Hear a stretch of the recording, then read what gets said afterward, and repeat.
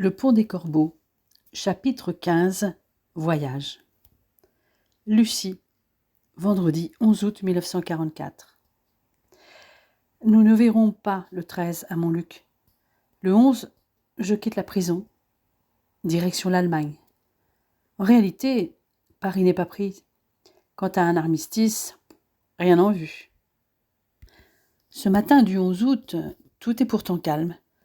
Mais après le passage au lavabo, la gardienne en chef débarque avec des fiches jaunes à la main. Les portes s'ouvrent les unes après les autres et des noms sont aboyés. Terrier Marie, Novakova Anna, De Villa Lucie. Vite, vite, dans 5 minutes. Et la porte claque. Les adieux sont déchirants. Celle qui reste insiste pour qu'Anna emmène les cartes. Puis la porte se rouvre. Schnell, Schnell, vocifère la petite gardienne blonde. Marie et Anna sont déjà dans le couloir. Merci pour tout, les filles. Adieu. Et vive la France, dis-je à travers mes larmes. Nous nous retrouvons en rangée dans le couloir. Puis la colonne s'ébranle vers la sortie. Quand nous entonnons la Marseillaise, les soldats menacent de tirer. Alors, celles et ceux qui sont restés dans les cellules ont pris le relais, avec « ce n'est qu'un au revoir ». Des autocars nous attendent pour nous mener à la gare de Perrache. Je vois qu'il y a beaucoup d'hommes, peut-être 1 millier, pour une 60aine de femmes et 200 juifs. Où nous emmène-t-on ensuite? Mystère. Une rumeur court que nous allons au fort de Romainville. Cet ensemble militaire de 3 hectares à l'est de Paris faisait autrefois partie des fortifications destinées à protéger la capitale. Depuis février, ce sont presque exclusivement des femmes qui y sont enfermées, le camp de Compiègne accueillant les hommes. Les détenus de toute la France y sont transférés durant une quinzaine de jours avant d'être déportés. Si vraiment nous allons à Romainville, cela veut dire que Paris n'est toujours pas tombé aux mains des Alliés, pensais-je. Vers midi, nous montons dans le train pour quitter Lyon 1 heure plus tard. Les femmes sont dans un wagon de 3e classe. Je me retrouve dans un compartiment avec 7 autres femmes. Anna est avec les Juifs et Madame Terrier dans un compartiment un peu plus loin. Toutes nos affaires nous ont été prises. Moi qui n'ai récupéré mon sac que 3 jours auparavant, le vois déjà disparaître à nouveau. On nous le rendra plus tard, paraît-il. Un soldat monte la garde à chaque extrémité du wagon dont les rideaux ont été baissés sur les fenêtres fermées avec du fil de fer. L'air est étouffant. Pendant que je guette à la porte du compartiment, 2 autres femmes relèvent le rideau et se mettent à défaire les fils de fer pour entr'ouvrir la vitre. Mais par prudence, elles rebaissent le rideau. Le filet d'air qui passe nous fait du bien. Lorsque nous regardons tour à tour dehors, nous voyons défiler la Saône sous un ciel bleu sans un seul nuage. Il y a des bateaux, des gens qui se promènent sur la berge pendant que nous roulons vers un camp sans savoir exactement lequel. Soudain, j'ai une idée. Avec un vieux crayon, j'écris un message sur mon mouchoir. Suis Lucie de Villa, en route pour Romainville avant déportation. Prévenir famille à Valorcine. Je m'approche de la fenêtre et attends de passer à proximité d'une gare pour laisser mon message. D'autres suivent mon exemple, espérant comme moi que des cheminots trouveront ces messages semés par des prisonnières et les transmettront. Une d'entre nous adresse même un billet à son chef de réseau pour indiquer notre convoi. Qui sait, les maquisards pourraient faire sauter les voies. L'espoir nous fait vivre et les heures passent plus vite ainsi. Lucie, samedi 12 août et dimanche 13 août 1944. Le samedi, le train reste à l'arrêt pendant plusieurs heures, car le maquis a fait sauter un pont.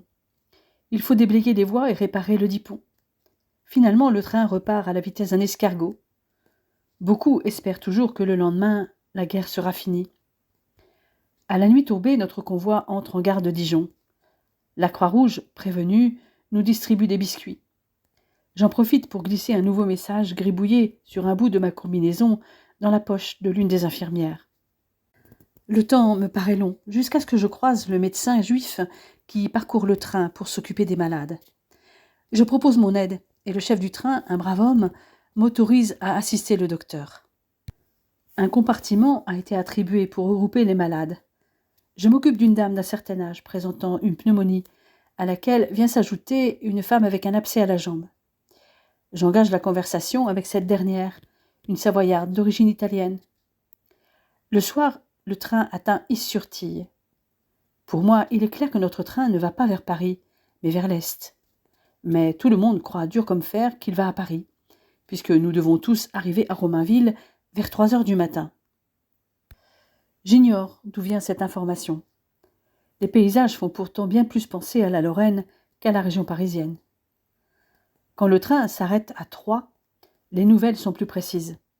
Paris est encerclé par les Alliés et est en train d'être évacué. Donc, plus question d'aller à Romainville. Je ne dis rien et continue à prêter main forte au médecin. Cela me permet d'aller d'un compartiment à l'autre, où les ambiances sont très différentes. Dans l'un, ce sont de vieilles chansons françaises, interprétées à plusieurs voix par des infirmières du Vercors, qui me racontent d'ailleurs leur vie dans le Maquis, dans l'hôpital qui avait été fondé par 3 médecins et chirurgiens. Dans un deuxième compartiment résonnent des prières, dans un troisième, le silence. J'ai pu aussi voir Marie Terrier, qui garde son caractère enjoué. Le train est escorté par des soldats de la Wehrmacht, encadrés par 2 officiers, dont l'un s'efforce d'adoucir l'épreuve des prisonniers avec des cajots de fruits achetés sur ses propres deniers. En revanche, son supérieur, un petit homme maigre avec des petits yeux cruels, n'est pas aussi compatissant. À Vittel, les dames de la Croix-Rouge sont là, comme à Dijon. Elles obtiennent de l'officier supérieur l'autorisation pour les prisonniers de descendre du train, wagon par wagon, pour avoir de la soupe chaude, la première depuis Montluc. Je glisse encore un nouveau message dans une poche. Quant au médecin juif, il reçoit quelques médicaments, essentiellement de l'aspirine. À un moment donné, il est question que les femmes restent à Vittel, mais il n'en est rien. Le train s'ébranle de nouveau avec sa 60aine de femmes, vers l'est. Il fait encore nuit, lorsque je déchiffre sur une pancarte « Belfort », alors que le train s'est de nouveau arrêté. Nous approchons de l'Alsace et de la frontière. De nouveau, la nouvelle que Paris est libérée se répand comme une traînée de poudre. La guerre est presque finie, ce n'est qu'une question de jours. Ça n'empêche pas le train de repartir. Lucie, lundi 14 août et mardi 15 août 1944. Aujourd'hui, nous sommes à Strasbourg. Des avis divergents fusent. Allemagne, pas Allemagne. Pendant toutes ces vaines discussions, le train continue à rouler à travers la province annexée au Reich. Depuis 4 jours, il est devenu notre domicile. Et chaque soir, nous nous installons pour la nuit. Sur les banquettes, dans les filets, par terre, dans les couloirs, sous l'œil amusé des soldats qui nous gardent. Comme des nounous, ils nous réveillent chaque matin et nous incitent à dormir le soir. Apparemment, leur supérieur ne sait plus à quel sein se vouer. Il ne peut plus communiquer avec son QG, les lignes téléphoniques étant coupées. Il a beau courir dans tous les sens et gueuler comme un putois, cela ne change rien. Un Allemand sans ordre est vraiment désorienté, me dis-je, en réprimant un fou rire en le voyant gesticuler. Le convoi longe des collines boisées, une rivière, des prairies, dépasse des petites gares comme celle de Schirmeck, où il s'arrête un long moment. Il fait halte de nouveau à Rothau. Demain, c'est le 15 août et tout le monde espère un miracle. Mais le miracle attendu ne se produit pas. C'est même plutôt l'inverse. Cette nuit, avant l'Assomption, un remue-ménage nous sort les uns et les autres de notre léthargie. Le chemin des hommes et des femmes va être séparé. L'officier compatissant autorise les quelques femmes dont les hommes font partie du convoi à faire leurs adieux sur le quai. Cependant, il faut faire vite. Los, los, crie la voix de l'officier qui a pris cette initiative pleine d'humanité. Après de brèves effusions, les hommes suivent les autres dans la forêt. Leurs femmes les suivent des yeux aussi longtemps qu'elles le peuvent dans l'obscurité. Aucune ne parle, tant le moment est angoissant. Puis certaines se mettent à chanter la Marseillaise, et quelques voix d'hommes répondent au loin, mais brièvement. Les soldats ont vraisemblablement dû les faire taire par la menace. J'essaie de me rappeler s'il y a un camp dans cette zone. Je vais insister pour savoir auprès d'Hugo où se trouvaient les camps, et j'ai retenu certains noms. Je me souviens brusquement qu'il m'a parlé d'un camp en Alsace. J'essaie de m'en rappeler le nom, mais impossible. C'est près d'un village s'appelant Natz quelque chose. Le train est toujours à l'arrêt à Rothau. Quelques femmes, dont moi, demandent l'autorisation de se laver dans la petite rivière qui passe juste à côté. Autorisation qu'elles obtiennent. 2 soldats nous accompagnent jusqu'à un endroit du cours d'eau au pied d'une usine, afin de rendre toute évasion difficile. L'opportunité est vraiment à saisir. Nous allons pouvoir nous laver correctement au lieu d'humecter un mouchoir dans un verre d'eau pour une toilette de chat. Des fenêtres de l'usine, des yeux nous scrutent, ceux des ouvrières. Avoir des spectatrices pour prendre un bain n'est pas dans mes habitudes, sans compter les 2 soldats. Nous sommes des déportées politiques françaises, lance une des prisonnières aux ouvrières, et nous avons faim. Les visages des Alsaciennes montrent une certaine compassion. Une des sentinelles interrompt l'échange. Schnell, Schnell, crie-t-il en montrant la rivière. Je lui fais signe que je ne peux pas me déshabiller devant des hommes. Les soldats semblent avoir compris et se détournent un peu. Aussitôt, je ne perds pas de temps et ôte ma robe et ma combinaison, à laquelle manquent désormais quelques centimètres de tissu, et les laisse sur le bord. Je m'immerge, en soutien-gorge et petite culotte, dans la rivière peu profonde pour me frotter énergiquement avec un bout de savon que j'ai sauvegardé. J'en profite pour me laver les cheveux aussi. Ce geste me rappelle Hugo, qui aime tant l'odeur de pommes et de cannelle de ma chevelure. Cette fois, mes cheveux sentiraient le propre, mais certainement pas ces parfums, qui lui plaisent tant. Bientôt, d'autres m'imitent. Une vingtaine de femmes à demi nues s'ébrouent maintenant dans l'eau, pendant que les autres attendent leur tour sur le bord. Soudain, une femme venant de l'usine se dirige vers nous avec un panier. « Pour vous, à vous partager », dit-elle en vidant le panier sur le bord précipitamment avant de s'esquiver.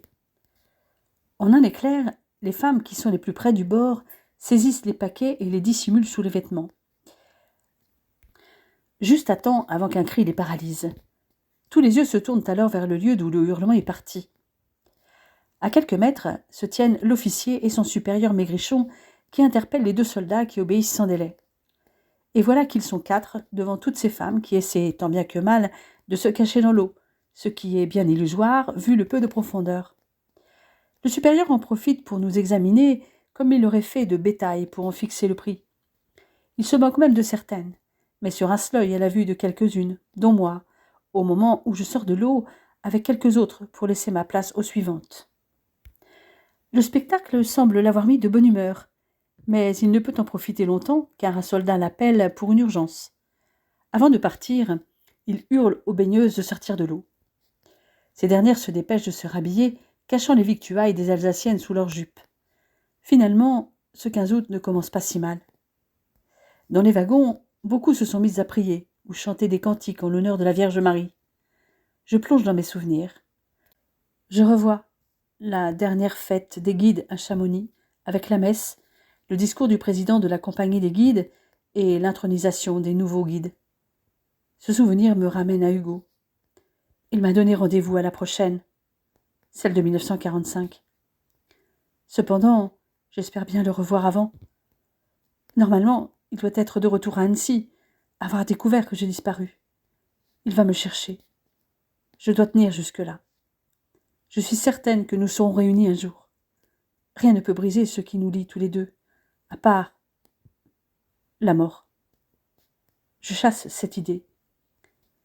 Puis le train repart. Toutes, nous espérons que les maquisards feront sauter les voies. En vain. De nouveau, le train s'arrête à Strasbourg pour la seconde fois, brièvement. Des wagons sont détachés du convoi, ceux des Juifs. Parmi eux se trouve Anna, pour laquelle j'ai une pensée. Où les emmènent les Allemands? J'ai froid dans le dos en pensant à ce camp d'Auschwitz dont m'avait parlé Hugo. Je me mets à prier pour que ce ne soit pas le cas. Les autres femmes, pendant ce temps, chantent de vieilles chansons françaises, des marches, dont la célèbre « Vous n'aurez pas l'Alsace et la Lorraine » ou « La fiancée alsacienne », qui tirent des larmes aux Alsaciens alentour. Pendant toute la traversée de l'Alsace, elles chantent. Le convoi est désormais réduit à la locomotive, un wagon et un fourgon, et fait route vers le pont de Kehl, à une vingtaine de kilomètres, vers l'Allemagne. Lucie, mercredi 22 août 1944. Nous avons quitté Montluc depuis une semaine, et le train roule à travers l'Allemagne, vers une destination qui nous est encore inconnue. Rien ne laisse penser que la guerre est si proche. Tout paraît calme sur les axes secondaires empruntés par le convoi. Certaines imaginent déjà le camp dans lequel elles vont se retrouver, comment elles vont s'organiser. Je les laisse dresser leurs plans sur la comète. Hugo m'avait parlé de ces camps, et je sais très bien que l'organisation est déjà pensée par les SS. Nous n'aurons d'autre choix que celui d'obéir, de courber les chines si nous voulons survivre.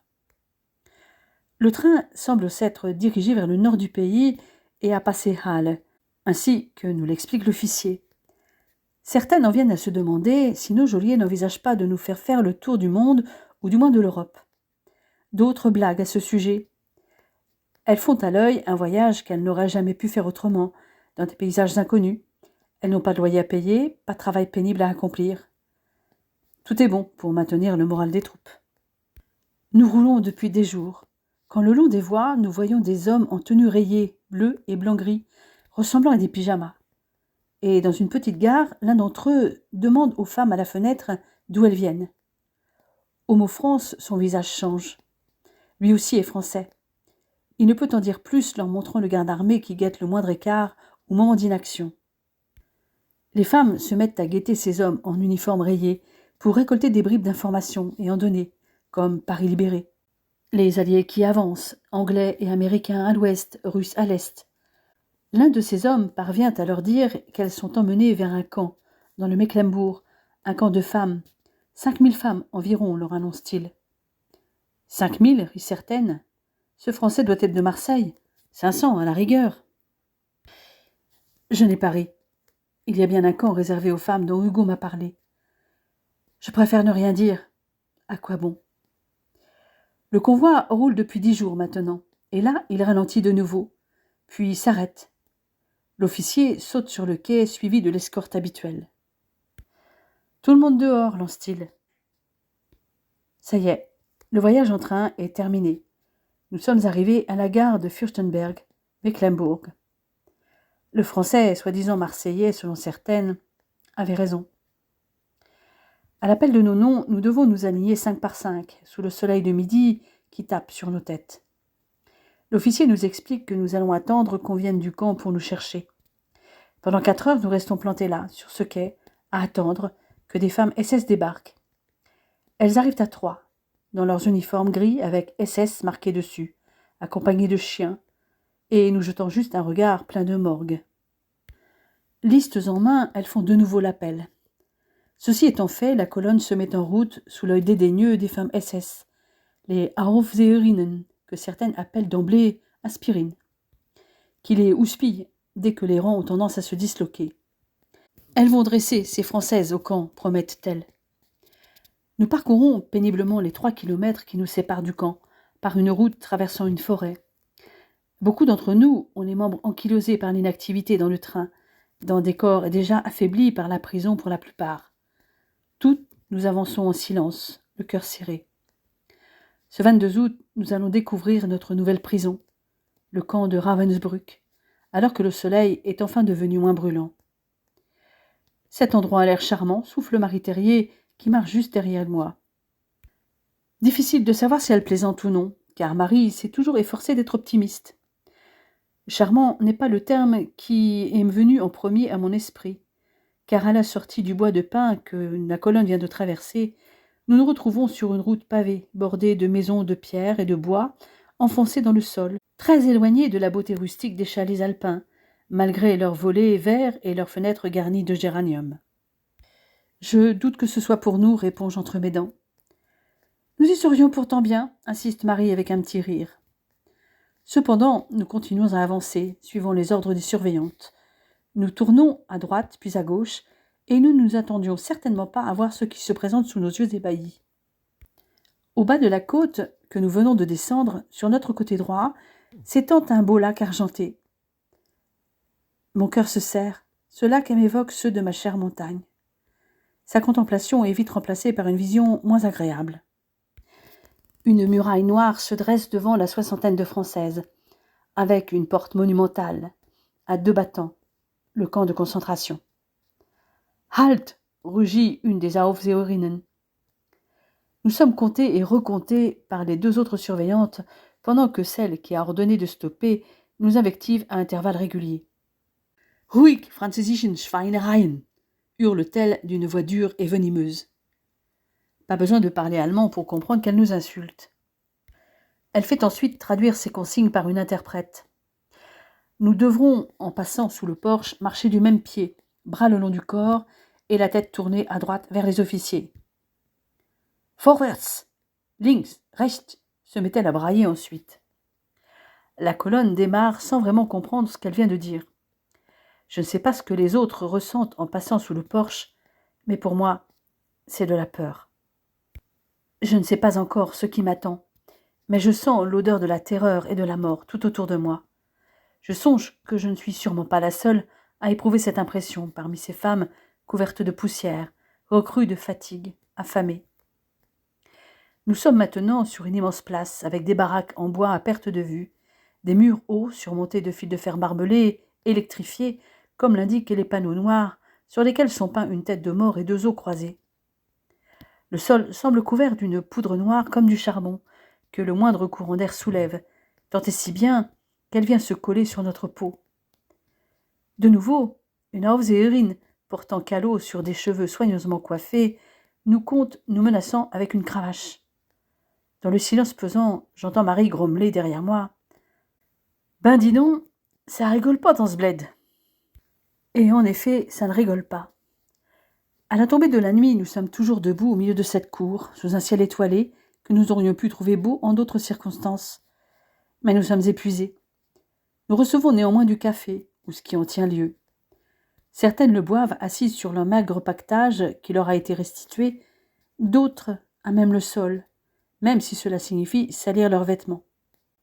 La femme, malade des poumons que j'ai prise en charge dans le train, n'en peut plus. Alors que je l'aide à s'étendre sur quelques touffes d'herbe qui bordent un bloc de baraque, une surveillante surgit et se précipite sur la vieille dame. « Weg von hier, du alte Sau !» gueule-t-elle en levant sa cravache. Je fais un bond en arrière et tente d'expliquer que cette dame est malade, mais le ton furieux de l'Allemande me convainc de ne pas insister. D'ailleurs, la vieille femme a perdu connaissance et la surveillante la laisse à son triste sort, me menaçant de sa cravache pour me faire reculer. Plus tard, à la faveur de la nuit, je me rapproche de la malade pour la réconforter. Je me mets à prier la Vierge Marie. Seules des ombres sont visibles, celles des gardiennes. Toutefois, je crois percevoir d'autres ombres se faufiler le long des baraques. Des ombres beaucoup plus maigres que les Aufseherinnen. Ces formes squelettiques me font penser à des spectres. Fantômes ou réalité, je ne sais pas trop quoi penser. Puis un cri retentit dans la nuit. On dirait qu'on égorge un cochon, aimé Marie. Finalement, on va peut-être avoir du jambon demain. Je hausse les épaules. Marie et son humour. Je ne crois pas qu'il s'agisse d'un cochon. C'est le cri d'une femme qui se fait tabasser. Quelques secondes après, je vois en effet, à la lumière du seul réverbère à proximité, une silhouette en tenue rayée aux prises avec une SS. Celle-ci tient la silhouette maigre par les cheveux et lui lacère le corps de coups de cravache jusqu'à ce que sa victime s'effondre, tel un tas de chiffons. Puis elle la traîne à l'écart, visiblement satisfaite de son ouvrage. « Eh bien, vois-tu, celle-là, je n'oublierai pas sa trongue, s'exclame Marie. Le jour où le camp sera libéré, je la désignerai à nos sauveurs pour qu'elle soit pendue haut et court. Pas de quartier pour une pourriture pareille. » Puis le silence revient, et les nouvelles arrivées finissent par s'assoupir, sous le ciel étoilé d'août. C'est la sirène qui nous réveille au petit matin. Une effervescence saisit alors tout le camp. On nous range de nouveau 5 par 5. La septuagénaire malade à côté de moi tient à peine debout. La sirène hurle de nouveau, et toutes nous nous pétrifions. Les minutes s'égrènent, et bientôt la grande pendule du camp marque 5h30. Cela fait 2 heures que nous poirotons. Puis une armée de femmes SS, dans leur uniforme sans faux plis, déboule pour inspecter les rangs de femmes en tenue rayée et en chaussures à semelles de bois ou en sabots, figées dans un garde-à-vous impeccable, et compter les détenus. 1 fois, 2 fois, 3 fois. À croire qu'elles en font exprès. Les coups de cravache comme les morsures des chiens ne cessent pas, ni les insultes. Lorsque la sirène retentit de nouveau, les rangs se disloquent. Il est déjà 6 heures. Le ciel se teinte de rose, de mauve, puis le soleil commence à rougeoyer, annonçant une nouvelle journée d'été. Mais le spectacle que nous voyons à ce moment nous glace. Des colonnes de femmes en tenue rayée passent devant nous. les nouvelles arrivées.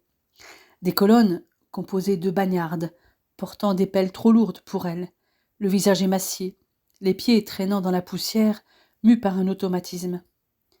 J'ai l'impression de ne pas voir la fin de cette procession un brin macabre. Quelques-unes de ces bagnardes, sur les bords, profitent d'un moment d'inattention des gardiennes pour nous demander si nous sommes françaises. « Oui, répond Marie. Et vous ? On est de Paris. Comment ça va en France ? La guerre est bientôt finie, rétorque la Dromoise, au risque de se prendre un coup de cravache. Mais Marie, comme nous autres, est encore trop nouvelle pour connaître tous les arcanes du camp.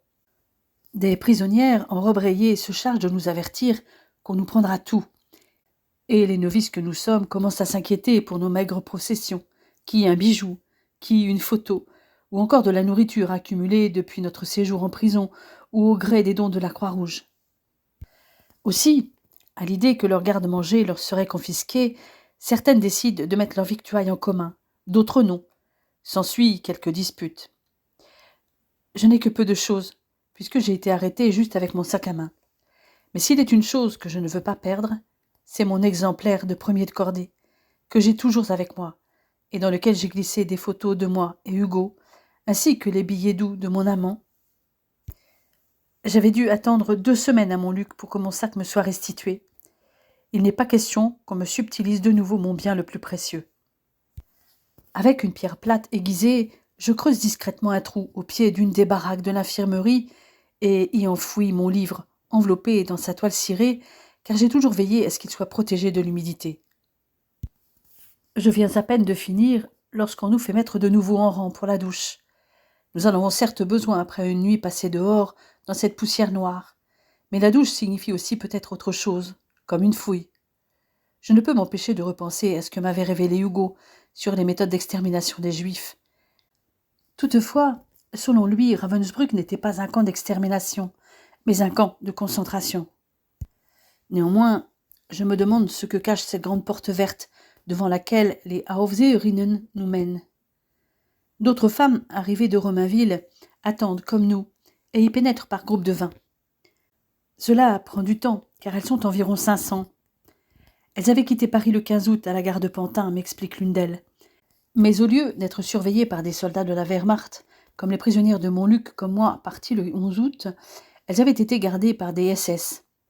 Leur train, loin d'être aussi confortable que celui que j'avais occupé avec Marie et nos compagnes, s'était arrêté nombre de fois en route, et les hommes avaient été débarqués à Weimar pour être emmenés à Buchenwald.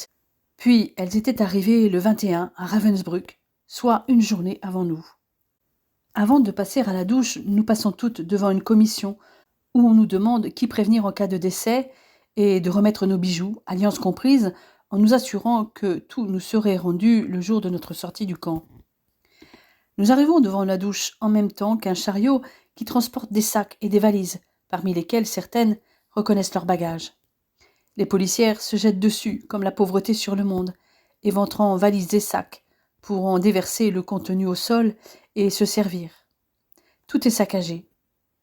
Je me dis que j'ai bien fait de cacher les objets auxquels je tiens, mais beaucoup d'autres ont perdu leurs souvenirs. Nous franchissons la porte verte et entrons dans une antichambre dont le sol est dallé. « Schnell, auskleiden » gueulent les gardiennes. Heureusement, les gestes accompagnent les paroles, et nous commençons à nous dévêtir, mais pas assez vite au gré de nos gardes-chiourmes. « Allons, mesdames, schnell » répète-t-elle. Toutes ne comprennent pas tout de suite qu'il faut tout enlever. « Nackt, schnell » hurlent les teutones en passant au milieu des détenus, arrachant des vêtements au passage. Les chaussures seules sont tolérées. Mais avant d'accéder à la douche, nous subissons une nouvelle inspection par une SS qui vérifie que nous ne portons pas d'alliance, que nous n'avons pas caché quelque chose dans notre bouche, dans nos cheveux, avant de nous diriger vers 3 femmes chargées de vérifier l'absence de poux. Une seule de ces bestioles, ou même une lente, et c'est le passage à la tondeuse. Auparavant, on nous demande même d'écarter les jambes pour vérifier l'absence de morpion. Je me plie donc à l'examen, couché sur la table. Ça va, rien à signaler. Suivante. Celle qui va fouiller mes longs cheveux blonds est munie d'un peigne fin. Pourvu qu'elle ne trouve rien, pensais-je. Après un séjour en prison et un long voyage en train, tout est possible. Weg, m'assène la femme en m'éjectant du fauteuil d'un coup dans le dos. Elle n'a rien trouvé. Enfin, après avoir reçu une serviette et un savon, je suis dans la salle de douche. Toutes, nous nous offrons avec plaisir au délassement procuré par l'eau chaude. Toutes, nous semblons avoir oublié notre pudeur. Je me lave soigneusement le corps et les cheveux.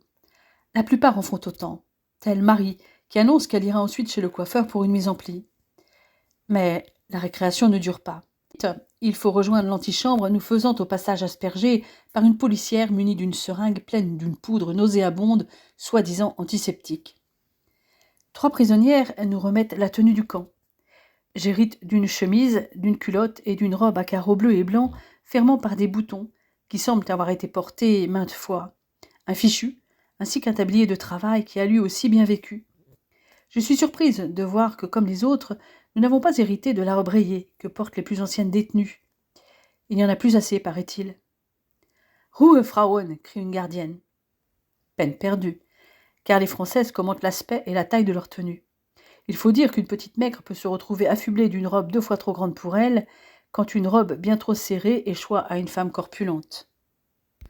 Pour ma part, j'ai reçu une culotte en flanelle grise, une chemise en toile blanche un peu trop grande, mais la robe est assez convenable.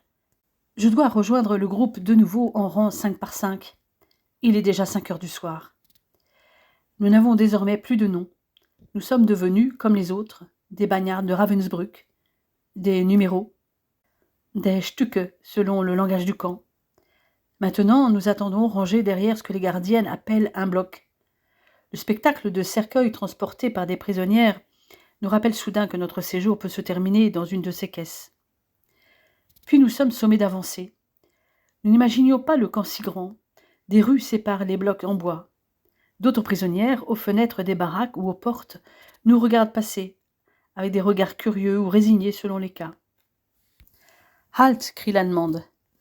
Nous sommes arrivés devant le bloc 18, notre nouveau chez nous. À l'intérieur, j'ai l'impression de me retrouver dans un immense poulailler, tant il y a de bruit. Les questions fusent à destination des nouvelles que nous sommes. Mais il est impossible d'entendre quoi que ce soit dans une telle cacophonie, jusqu'à ce que la bloc Ältester impose le silence. Mais ce dernier ne dure pas longtemps.